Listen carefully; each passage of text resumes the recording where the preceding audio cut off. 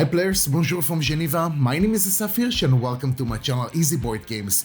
Today we're going to have a solo video of how to play for Apex Legends the board game. That will be the third and final video in this trilogy of videos that I did for Apex Legends. A huge thank you for Glass Cannon Unplugged for all of their help, availability and just this opportunity to cover Apex Legends the board game. Ready to see how it goes? Let's go to setup.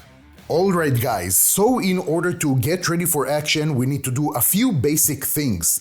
First of all, we need to select the mode that we would like to play, and we have two options here, either the Battle Royale or the Team Deathmatch. For this how to play solo mode, I have decided to go with the Battle Royale. Then we need to select a map out of the options that we have in the rulebook, and I have chosen to continue with the basics and use the Crossroads map.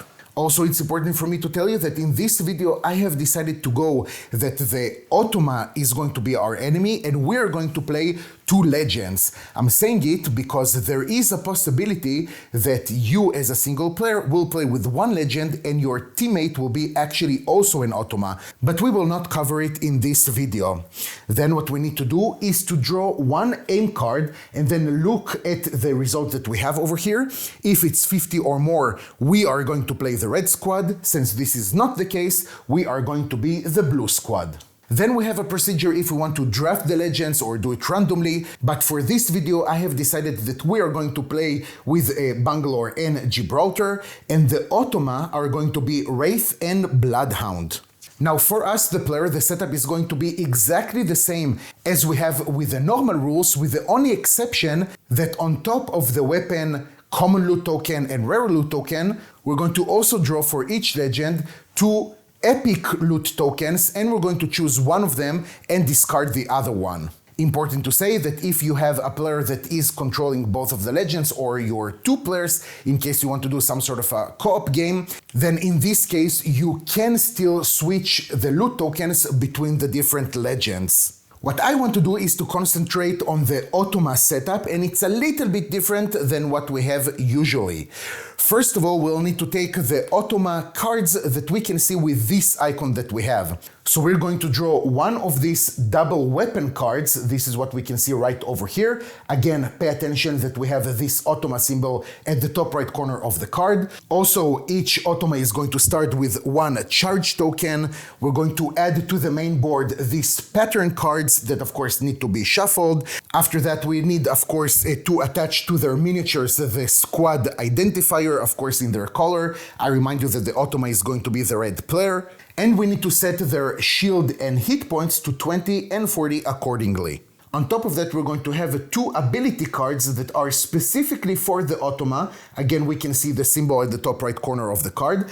And we're going to have 10 Automa fit cards that we just need to shuffle and place at the playing area. The last thing that we'll need to put is the Automa Legend card that we can see right over here. This is going to remind us a little bit of what we need to do, and also cards are going to be a little bit different between one Automa Legend to another.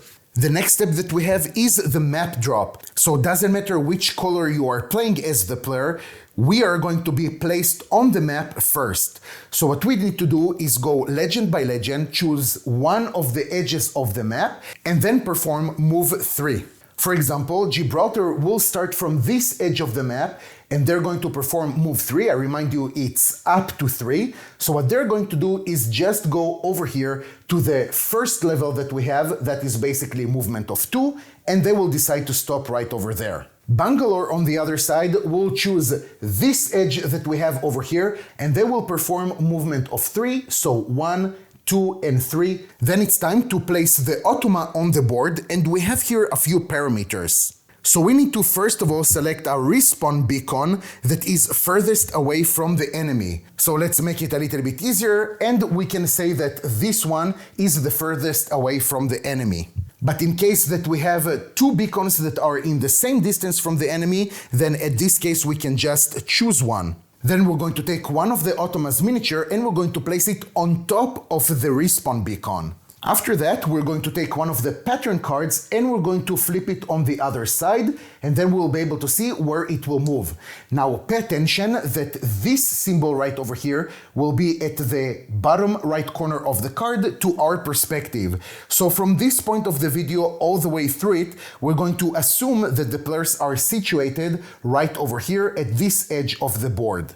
Now the Automa will advance according to what we have right over here. So let's talk just for a few seconds about the pattern cards. What we can see with the gray circle in the middle is the actual position of the Automa's legend. In our case, of course, it's going to be right over here. So we can assume that this card is situated right beneath the legend. On every pattern cards, we have two possible routes. We have the white one and we have the green one. And on top of that, we have this arrow right over here that is going to help us a little bit later when we're going to talk about the primary enemy. But for now, in order to understand where this legend is going to be, we're going to follow the green route and we're going to stop where we have the green diamond. In our case, it's going to be relatively simple. We're going to move one step to the right. That's because we have this circle to the right of the actual starting location of the legend. And then we're going to go diagonally to the right and to the bottom. So in our case, it's going to be right over here. If the diamond space is occupied, and that means that the legend cannot go there, we're going to rotate the card 90 degrees clockwise, and then we're going to follow that. If we have rotated the card enough times that we're actually completing a 360 degrees, then we'll need to follow a small procedure that is called placing miniatures, and that means that we're going to place the legend on the first available space, starting with the space to the bottom left of the space with the Automa's legend miniature.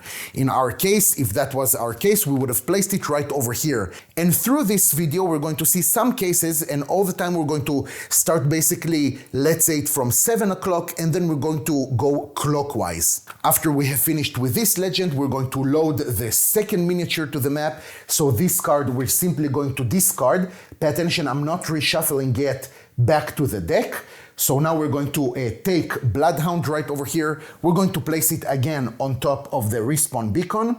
And we're going to take another pattern card and see where they're going to be placed. In our case, they're going to go one step to the left and then to the bottom and to the left diagonally.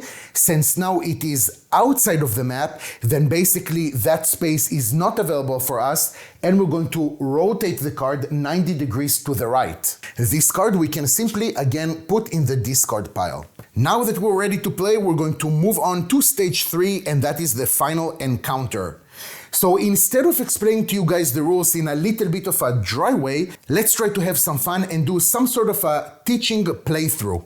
So since we have this initiative token on the red color, that means, of course, as always, that the red team is going to start. And now to understand which one of the Automas will be activated first, we're going to go over here to the Legends card and we're going to see what is their initiative. The legend with a lower initiative is going to start.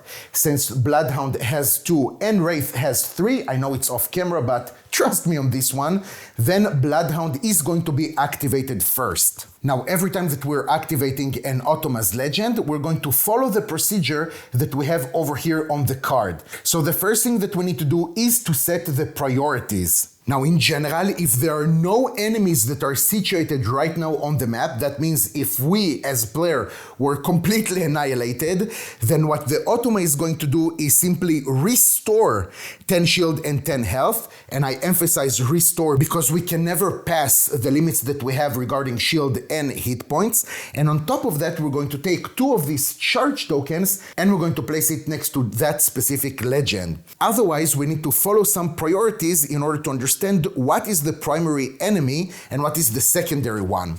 Obviously, since we have only 2 miniatures over here, then one of them will be the primary and the other one will be the secondary. So the first priority is if we have an enemy in the line of sight and also in the optimal range. So I'm going to take you back over here to this card, and here we can see what is the optimal range that this Automa has, and it corresponds to the 2 weapons that we have over here, because this weapon, the optimal range is going to be 1 to 4, and the second one is going to be 5 to 6. So combining it together, we have the optimal range of 1 to 6. Since right now, obviously, Bloodhound cannot see any other enemy miniatures, we're going to move on to the second priority, and that is the weakest enemy. Now during setup, when I took some loot tokens for Gibraltar and Bangalore, Gibraltar actually managed to take one of the rare shields, which actually increased their shield to 30. That means that now that we're combining the shield and the hit points, while Gibraltar has 70, Bangalore still has only 60, and that means that they are the weakest enemy and they're going to be prioritized as the target. But if still in your situation we have a tie, we're going to move on to the third priority, and that is an enemy in the line of sight. And guys, I'm guessing that you're coming here to the solo mode after you have already managed to master maybe the basic core rules of Apex Legends. If no, I invite you to go over to my previous video, and that is a classic how to play for the base game of Apex Legends. The next priority is the closest enemy, and the last priority is just in random enemy. So if still at that point we have a tie between all the legends, we're simply going to take their legend card, shuffle them under the table, and then just draw one randomly. That will be our primary enemy. So in our case again, since Bangalore is the weakest enemy, they're going to be their primary target of Bloodhound. Number 2, as we can see right over here on the card, is to benefit from a supply bin. Now in general, the enemy Automa is not going to interact at all with the supply bins, but they are going to profit from them in case of cover and if they're adjacent to them, if we are now resolving number 2 over here. In this case, if the Automa is adjacent to a supply bin, they're going to restore 5 shield and 5 health points, and also they're going to receive 1 charge token. So 1 charge token we can take right over here from the supply and place it next to this specific Automa legend. Now important to say that these charge tokens are going to help the Automa enemy to be a little bit stronger, to have a little bit more possibilities. Sometimes they're going to spend them, sometimes they just need to have a certain amount, but in any case an Automa will never have more than 5 charge tokens. Moving on to number 3, that is to set an active fit card. So now we're going to, again after we have shuffled this deck, we're going to open 1 card, and this is going to be our active fit card for the activation of this Automa. In our case, we have here a card that is called the Blast Within, and we're going to resolve it soon enough. Then we're going to move on and we're going to perform step 4 abilities. I'm going to draw your attention to both of these ability cards we have over here. And again, different Automa legends are going to be slightly different, but in this case, we can see that in both of these cards, we have step 4. Now will be the time to activate them, and the priority is first of all the tactical ability, and only after that we're going to go to the ultimatum ability. Now, in order to resolve one of these cards, we need to hold a few conditions.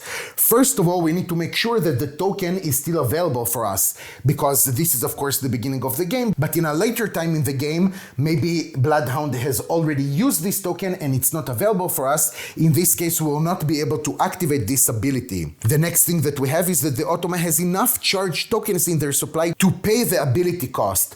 Over here, it is stated that the cost is going to be 2 charge tokens, which is great because this is exactly what we have over here. But we're not going to spend it just yet. Let's see what is the third condition that we have.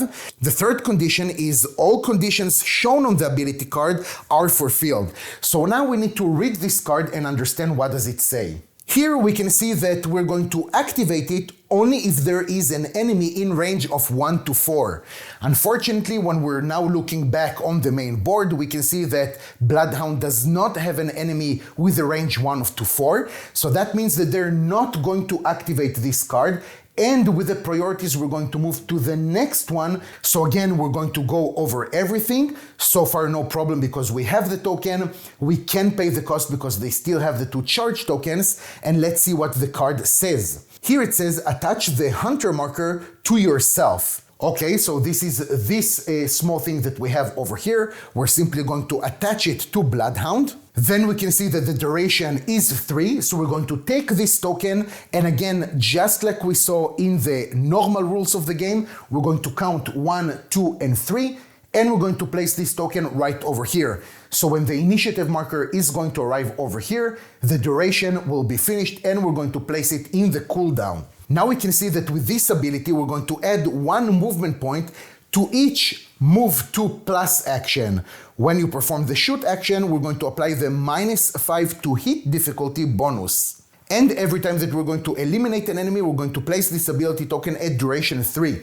So as long as Bloodhound is just keeping to kill our enemies, this token is going to stay and we're just going to go for duration 3 again. So that basically means that we use this ability, and of course we paid the 2 charge tokens that we can put back in the main supply, and we're going to move on to the next step. Now, starting from number 5 all the way to number 9, we have something that is called an ongoing effect.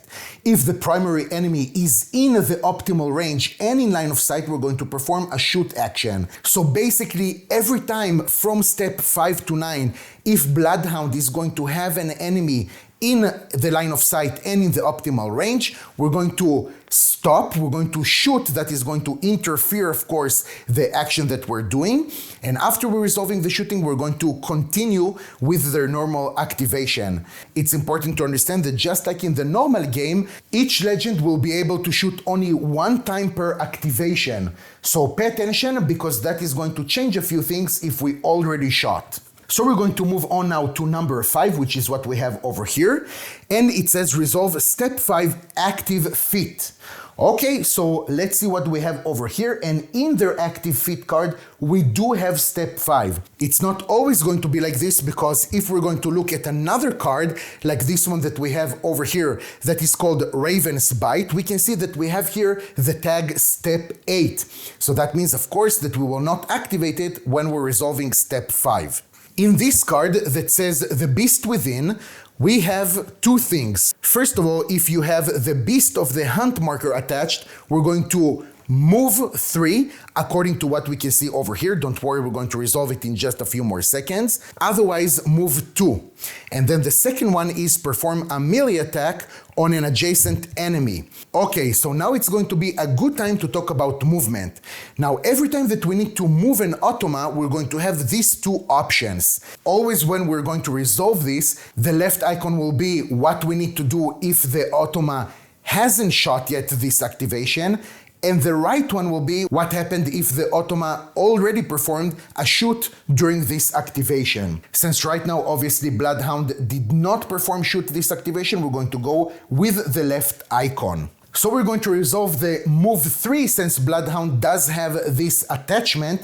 And also I remind you that with this ultimatum ability card that we just have, every time that we're going to have a move 2 and plus, we're going to add 1 more movement point. So let's now start talking about the movement of the Automa. Now we're always going to have either a white arrow or a green arrow, and that is to indicate the 2 routes that we have over here on the pattern cards. So now in order to move, we're going to take this pattern card and we're going to place it next to the miniature or in a place that is comfortable for you.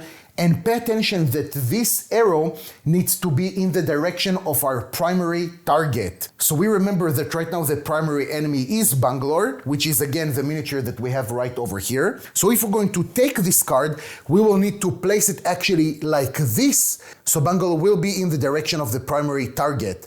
When we're placing it like this, we can continue these 2 lines that we have to the right and to the left and make sure that they are situated in them. That is, of course, to say that if the card was just like this, then obviously Bangalore would not have been in this section. So this will be the direction of the card. And now we need to go following the white route since on the card we have the white arrow. So in order not to forget, to make things a little bit easier, we remember that we have 4 movement points, right? 3 with the active fit card and +1 because of the ultimatum. So I'm going to place these 4 cubes that we have just so we will not forget. Now, if on one of these spaces we have an object that has the tag destroyable, then this Automa will actually destroy this miniature or this element, and we're going to take it out from the main board. On top of that, the Automa is not going to spend extra movement points in order to pass something that is an obstacle or even go up to the first floor. But with that, the enemy Automa will not be able to go through impassable terrain or even go from 0 to the 2nd level. So we're going to move 1 over here, and then we're going to move again We have reached our limit. That took us basically 2 movement points. And I mean limit because this is the 2 steps that we have on the pattern card. In this case, we're going to simply discard it and then we're going to draw another one. So when we want to orient the card, we're going to simply rotate it to the right to indicate the direction of the primary target. In our case, now that we're going to continue move on the white route, we're going to move 1 step over here and then another one over here. Now we're going to stop the movement because basically we have spent 2 more movement points, and that is the limit of the 4 movement points that we have with Bloodhound. Then when we're going to go to number 2 on the Beast Within, they say perform a melee attack on an adjacent enemy, which is not the case because we don't have here an adjacent enemy. And this is where this step is finished, and we're going to move on to number 6. Now that we're moving over here, we need to select and resolve one procedure. They say select one procedure because we have here 2 options. This is where we basically have some sort of a flow chart. Either the first option is that they are situated right now in a danger zone, or they are not. So a good question will be, Asaf, what is a danger zone? So a danger zone is basically a place that if the Automa will stay over there, they will take damage a little bit later. It can be maybe if they're situated outside of the ring in a more advanced part of the game, or let's say if they're situated in a place that is going to be affected by some sort of another effect like the bombardment that we have over here that belongs to Gibraltar. We're going to talk about it a little bit later because they're going to operate a little bit differently, but for now this is not the case, so we're going to go with the second option, and that is if they are not situated in a danger zone. If we're already talking about a danger zone, it's important to understand that for the Automa, a danger zone will be something that they will try to avoid unless really they have no other option, which is something that we're going to see in a few more minutes.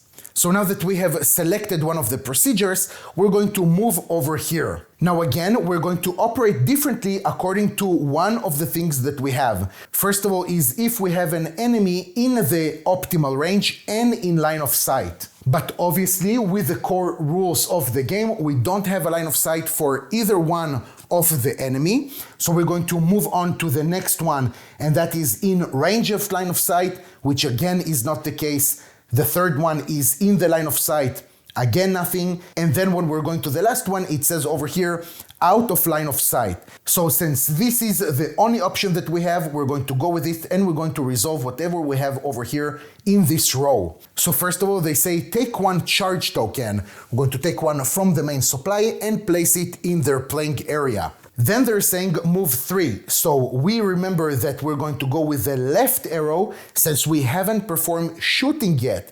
So not only we're going to have here 3 movement points, we're going to have 1 extra thanks to the ultimatum ability that we have resolved before. So again, let's place these 4 cubes right over here so we can easily track the movement points. And we're going to again draw another one of these cards, and we're going to place it just over here with this orientation since this is the direction of the primary enemy. The first movement point that we're going to spend, we're going to simply go on to the first level. And now again, I remind you that we have the ongoing effect. If the primary enemy is in the optimal range and line of sight, we're going to perform shoot, even if it's in the middle of an activation. But we do have over here line of sight to Gibraltar, but they are not the primary enemy, and also they are outside of the optimal range. So we're going to continue to the next one, which is to move right over here for another movement point. So now that we have exhausted this card, we're going to discard it and draw another one. So now when we want to orient this card, we need to keep it actually like this, since right now, if we're leaving it, it means that the primary enemy is going to be in this section. So we're going to continue and we're going to move 1 step over here and then another one over here, just because we still don't have the primary enemy in the optimal range and in line of sight. So now we have exhausted 2 more movement points and we're going to move on to the next step. In number 7, they're saying if any enemy is in range, not optimal range, just in range, and line of sight, we're going to perform a shoot action. Pay attention that now it's not important anymore if it's the primary enemy or not. Now they're going to perform a shoot action if they have someone in range and line of sight, but since Gibraltar is situated quite far on the first level, they don't have a line of sight to them. After we have finished with number 7, we're going to move on to number 8. If the active feat is a step 8 feat, resolve its effect. So just like I showed you before with step 5, if we had a different card with step 8, now would be the time to use it. But this is not our case, and as always we have so many cards with so many effects, we're not going to resolve all of them, but that is how it goes. At number 9 over here, specifically with Bloodhound, we're going to skip this step, but with other Automa Legend cards we might have something different. Then we're going to move on and perform number 10. If you have any charge tokens, we're going to perform a tactical reposition. When we perform tactical reposition, we need to choose a free space within the range of 1 from us, and I'm saying within the range because it can be that we're going to stay in our own position, and then we need to follow some parameters to identify the first condition that applies to one or more of these spaces. That will help us take the decision if we're going to move to a specific place or we're going to stay where we are. The first parameter is the place where the least number of enemies has line of sight to that space. So basically, if we're looking over here at this enemy, we agree that they don't have a line of sight to anything that is situated right over here. So we don't need to worry about that. And if we're looking at Gibraltar right over there, we know that their line of sight is not going to be somewhere around here. That is something that we can learn from the core rules in the basic game. So all of this area is covered as well, since nothing is going to be over here in the line of sight. The second parameter is that the space is 1 level higher, so we have nothing around us that actually answering this criteria. The third one is the space is on the Automa's level, so far so good. Then we have the space is 1 level lower, or the space is 2 levels lower. If a single space meets the conditions, we're going to place the Automa on that space, and it can be that it's going to stay the same space that we are situated on. But we have all the spaces around us, including ours, that are answering the conditions that we have just read. If we have multiple spaces that are answering this criteria, we're going to choose the one that is adjacent to a cover. So basically we have 2 spaces that are going to help us with that, right? We have this space right over here that is going to benefit us from this cover, and we have this space over here that we're going to benefit from this cover. So then we're going to choose one of these spaces, starting with the space the Automa is on, but actually we know that it's going to be one of those. And then we're going to go again to this 7 o'clock, that means the space on the bottom left in relations to the Automa's legend, and from our perspective. So again, as we said, we're going to assume that the players are sitting behind this edge right over here. And then the first available space proceeding clockwise. We're going to place this legend right over here. After we have performed the tactical reposition, we're going to move to number 11, and that is discard the fit card.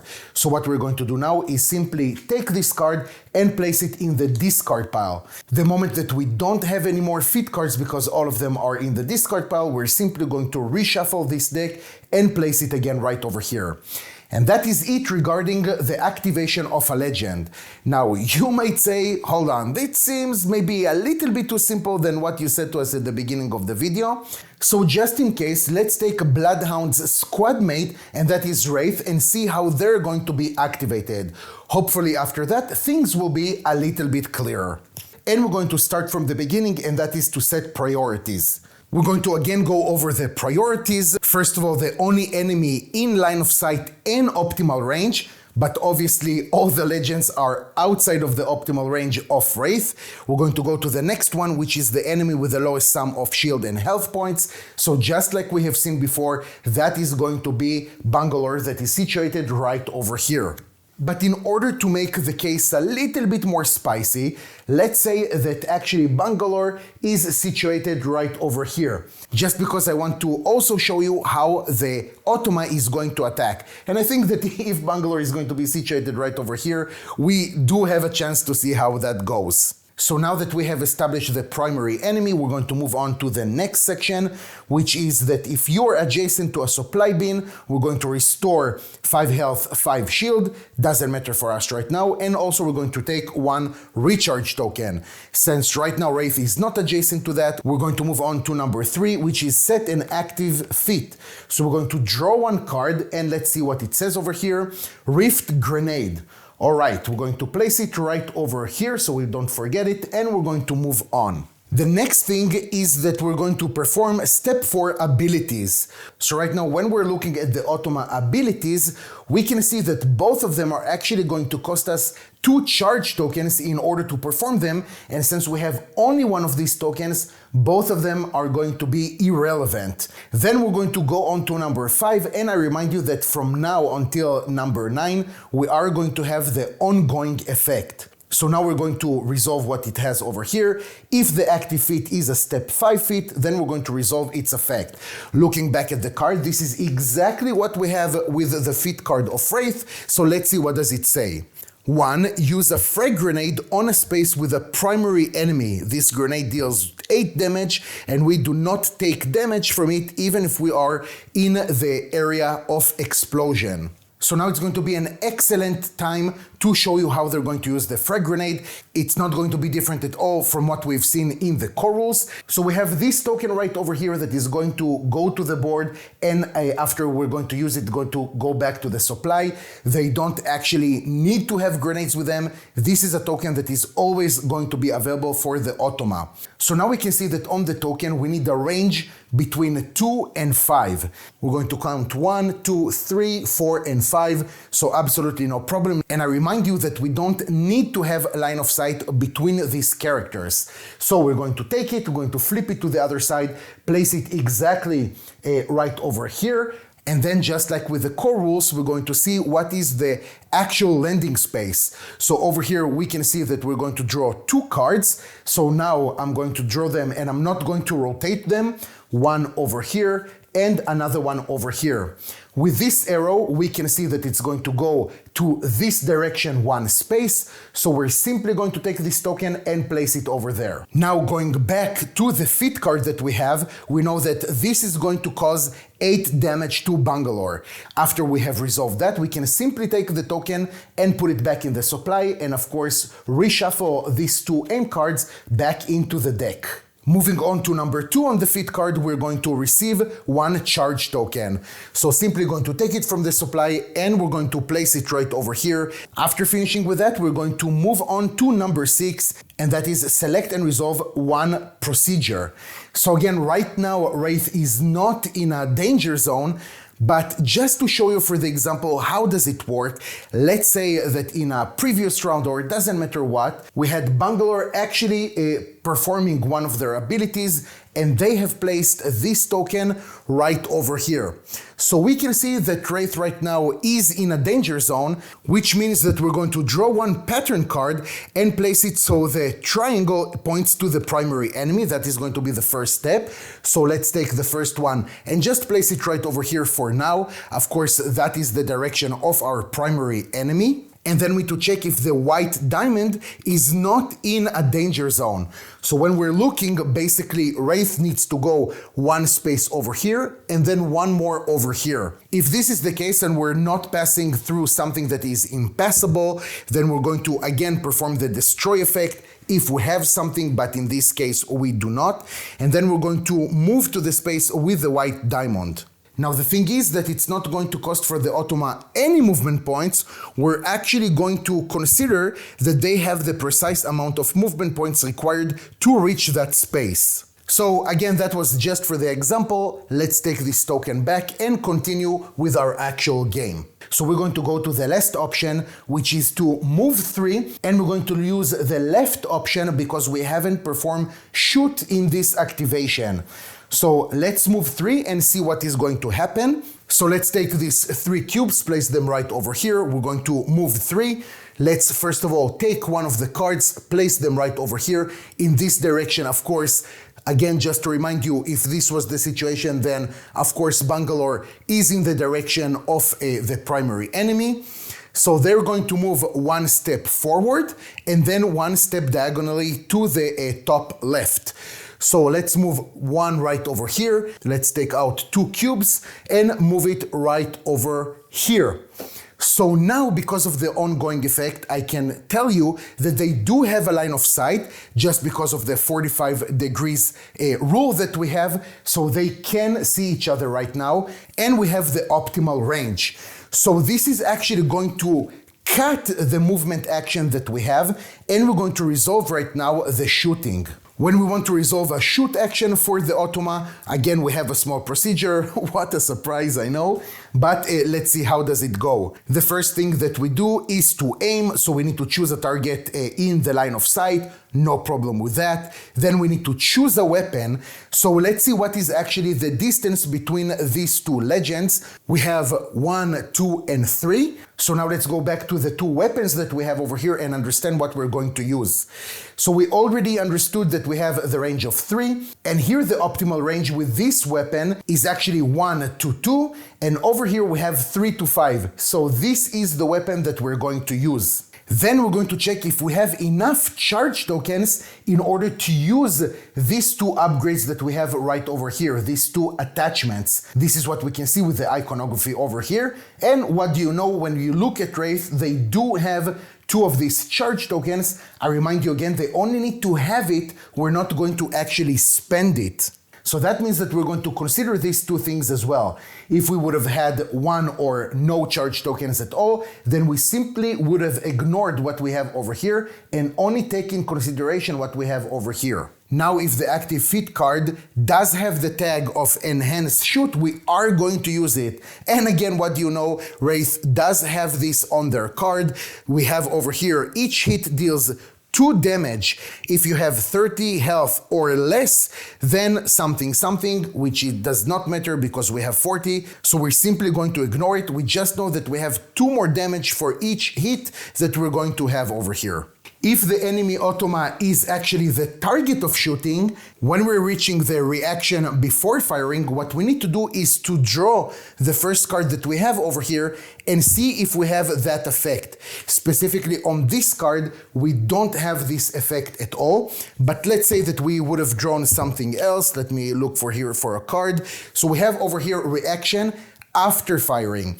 That means that we're going to use this card, but only when it's time to resolve the reaction after firing. If it was before firing, then of course we're going to apply it at the right time. Again, feel free to consult the core rules of the shoot action. But other than that, if we, just like before, drew a card that doesn't have any one of these tag of before or after firing, then simply that Automa is not going to do anything. So now we're going to determine the to hit difficulty, and let's see what do we have on the card. So we have over here 55, but because the range is what we have over here with this attachment, actually the to hit difficulty is going to drop by 10, which is really not a good news for us. So the to hit difficulty, the final one, will be 55 minus 10, that is 45. Now, the rest of the shooting is going to be exactly like in the core rulebook. So if Bangalore has one of the before firing card, or if Gibraltar has the same with the squad tag, then of course now will be the time to use it. But since I don't want to overload with information, and it really doesn't matter for our example, we're simply going to move on and advance. So now we're going to draw the number of aim cards that we need. And we know that we're going to draw 2 cards, but actually we're going to draw 1 more because we have this attachment. So total of 3 cards. So let's start on the 0, and we have over here 1, and then we have a 2, and we have over here 3. So basically what we can see is that we have 2 hits, right? This is 1 hit, 40 minus 5 is 35, does not help us. And we have 70 minus 10, that is 60, so that is in the range. This card we can flip to the other side. Sorry, I should have placed it like this and then slide it down. I apologize for that. So let's see what is the total damage, not forgetting that we have over here a headshot. So we know that we have over here the damage of 10, plus 6 from this attachment, plus 2 from the enhanced shoot. That is a 18 damage per hit. So far we have 36. Plus we're going to have the 10 damage from the headshot that we have right over here. The helmet right now is not important, guys, for our example. So total, it's going to be 46 damage that they're going to cause to Bangalore. So now that we have finished the shooting, we're actually resolved the ongoing effect. We'll not need it anymore. So that means that we're going to actually now continue the movement that we have. But right now, we're going to continue it with the icon that we have to the right. Why is that? Because we have performed the shooting.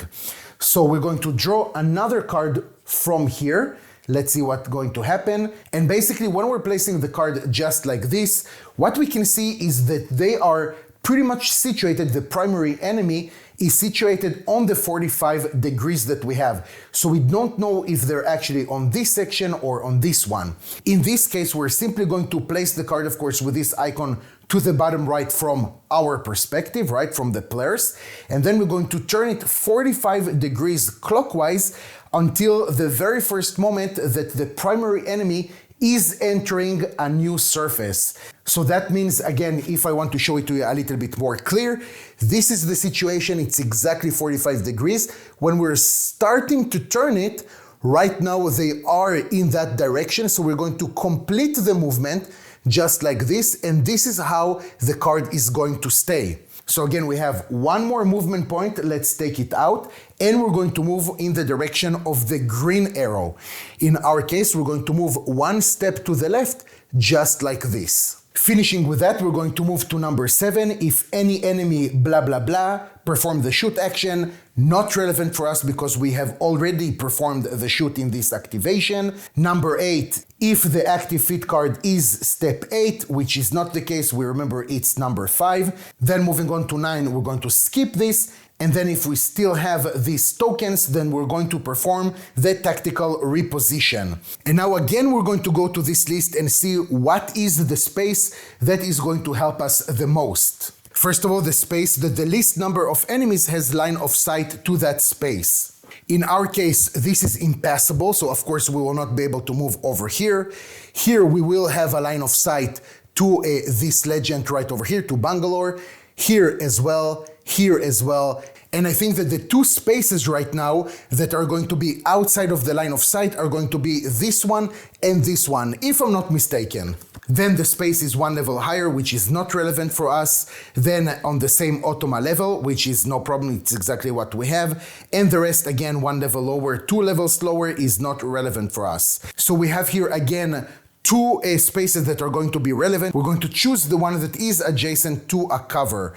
So I think it's going to be quite obvious if this legend is going to move right over here in order to profit not only from this wall right over here, but also from this supply bin that we have. And then the next step is to discard the fit card that we have right over here and place it in the discard pile. And that is it, you guys. Thank you so much for watching. I truly appreciate it. I hope that this is going to help you understand how to operate actually the Automa.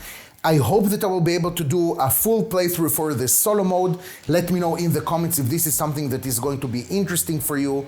Take care, and I'll see you next time.